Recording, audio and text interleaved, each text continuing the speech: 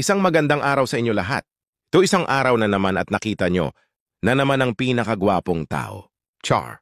Habang nakaupo ako at nag-iisip ng mga dapat gawin kasi tapos ko na lahat ng gawain ko ngayong araw.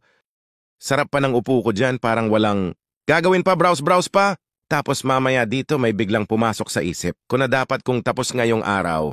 Napangiwi ako dahil akala ko wala na akong pending. Yung pala meron pa at yung dali-dali kong chinek.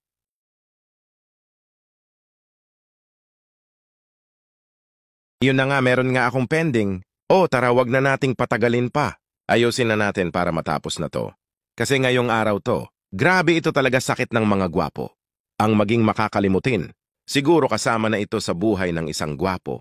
Hindi talaga perfect ang tao kahit gwapo may pagkukulang din. Pero sa'yo walang kulang, Char.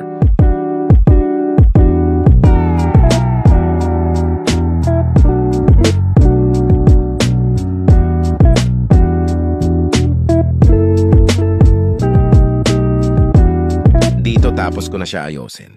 Pwede na natin ito i-send sa laser machine nang mag-umpisahan na. Pero syempre bago yon saksak muna natin. Itong data connection niya tapos buksan na din natin yung machine. Yan, na-connect na natin lahat ng wire niya, pwede na natin i-send. Tapos bago ang lahat baka makalimutan ko. Isaksak sa puso mo na mahal kita. Charot lang, exhaust fan ang isaksak para males yung amoy. Yan, ready na ang lahat, pwede nang send ang file sa machine. Bigayan ko ulit kayo ng quotes. Ang halaga ng tao ay nakadepende kung ano ang pakinabang mo sa kanila. Yun natanggap na ng machine natin. Yung file, tara umpisahan na natin. Tapos magsuot na din tayo ng mask. Para sa protection natin, grabe kasi yung amoy sobrang baho. Hirap na magkasakit ngayon. Sobrang mahal magpa-hospital. Tapos sa trabaho ko, no work, no pay. Pero kahit ganun, sobrang babait ng mga boss ko. Swerte pa din kasi napunta tayo sa boss na mababait, tapos kumpleto lahat ng benepisyo namin dito. Sumipsip pa talaga, hehehe. Inaayos ko dito yung position ng laser head. Dapat sakto sa acrylic para walang sayang.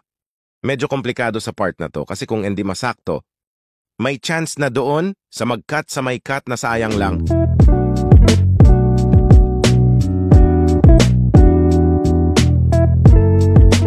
Tapos ko na set up yung laser machine. Nag-umpisa na siyang mag-engraved. Tapos syempre kailangan bantay.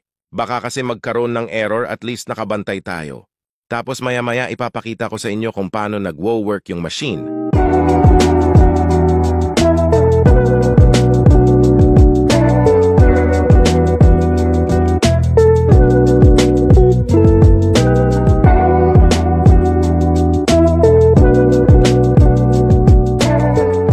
Yan, ganyan nagwo-work ang laser machine namin dito.